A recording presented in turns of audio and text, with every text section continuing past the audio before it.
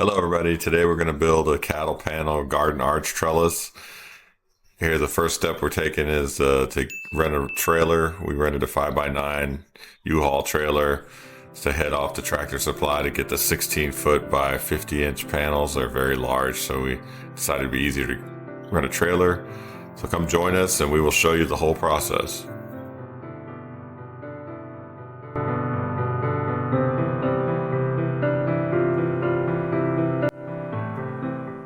And here we are at the Tractor Supply store to pick up the cattle fence panels. And we had to get the fence post clips and to attach to the fence posts we have at home. We also got a twisting tool. We always enjoy going to the Tractor Supply store to see what they have there. Next, we will be unloading the panels at home. Cattle fence panels we just got up at Tractor Supply. We rented a trailer just to make it easier. Thought it'd be better than trying to fit it into the car, on top of the car or anything like that. So we stuck them right in here and strapped them down. And now I'm gonna return the trailer. We're gonna take these out and put them in the garden, so we'll install them hopefully tomorrow. And here I am putting in the posts. I had to measure them out first. We decided to put the posts in first and then bring the panels in to hold them up. So I measured the posts about 4 feet apart, and then I took a nap. No, just kidding. Next, we'll show you us setting up the cattle panels.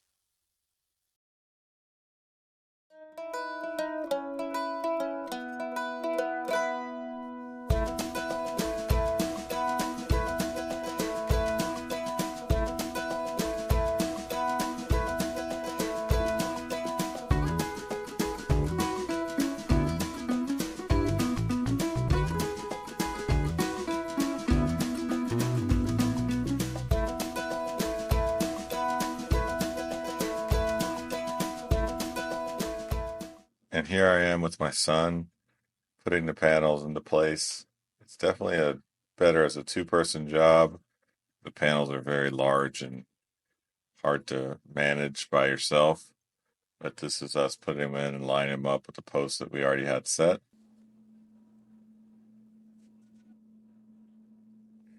And here we are standing up the second panel into an arch. I was glad to have the posts there to hold the panel in place because it's so hard to manage.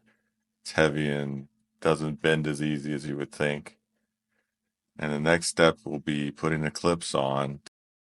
Hi everybody, back again with the garden trellis putting together. We're at the stage where we're attaching the post to the cattle panel, and we're using these clips. We used some metal posts that we had already from the garden, from previous garden fences we put up, so we had to go to the store, Tractor Supply, and get the clips. The only clips we could find were these clips here. And when I read the instructions, apparently you need a special fork tool to do that.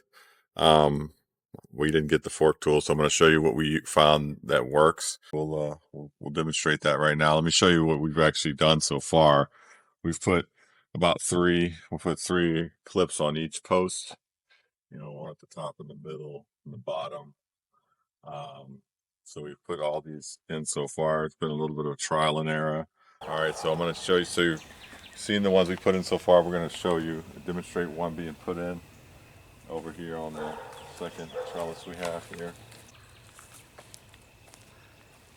You got to make sure to put the V shape of the clip around the V shaped part of the bar, and then you put those hooks around the bar there, and then you can use either, you really have a choice of things. We've tried all 3, but we have this tool that's for bending the thing that we did get at the store, and you could use a screwdriver or a pair of pliers. All of them work. It's kind of a preference thing. Hook on here, the actual fork tool that comes with this actually hooks into both of the loops, and then you just pull it down and it does it all at the same time. We don't have that, so we're having to improvise a little bit. So we just doing one at a time. with the tool here. Just bend it around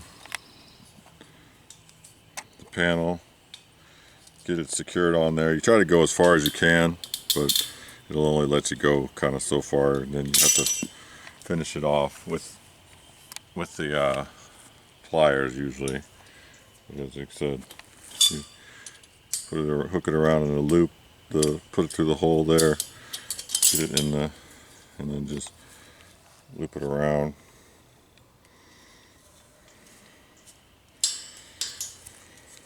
So once you have there, it's secured. So all I need to do here is just use the pliers. I'm going to bend it, and kind of take care of the sharp edges.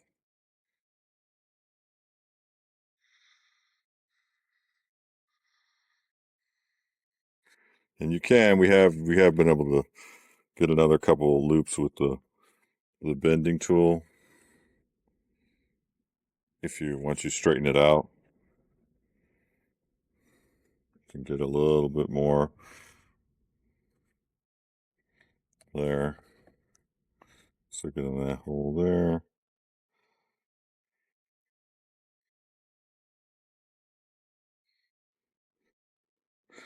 And once you want to just, you can use the pliers to kind of take off any sharp edges, like I'll do here.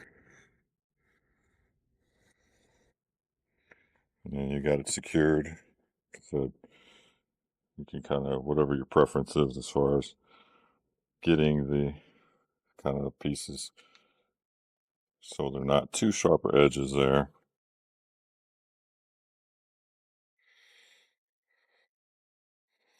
And there you go. That's demonstration of that. It's a little bit tricky, but once you get used to it, it's not too bad at all. Another tip for you here, we learned this the hard way. You want to make sure that your posts are facing, the V shape is faced out, because the clip won't work if it's facing in. So you make sure that the V shape is faced out, on depending on which post you use. They have larger T-posts that you can buy. These are just regular garden posts that we had some extras laying around, so we decided to reuse those. But make sure you do that first, and that should make your life a little bit easier. All right, so now we have the trellises up. They're pretty sturdy right now, as you can see. I can shake them a little bit. There, should hold up to pretty much anything. We made sure that we had room both underneath to walk through and on the sides to plant what we want to plant over there to grow, and room between the two trellises. Also, we have plenty of room to walk. Always got to remember that mistakes we've made in the past also. So you can see I can walk through here. Plenty of room. I'm like 6'3". I got plenty of room here. I think we made them about 4.5 feet wide. So there's plenty of room for us to walk through here. We're gonna start off with some peas for the early spring, and once those are done, we're gonna replace it with cucumbers for the summer, and we'll give you an update on what. This is our first time using this system, so we'll give you an update later in the season and see how everything goes. For now, bye.